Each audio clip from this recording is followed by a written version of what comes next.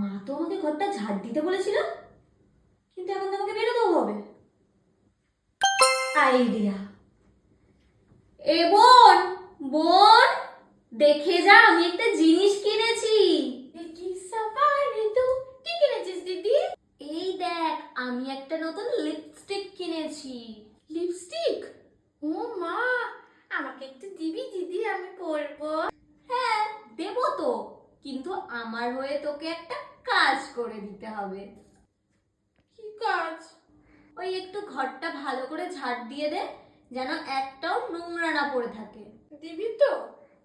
আরে হ্যাঁ, সত্যিই দেবো। ঠিক আছে, যাই।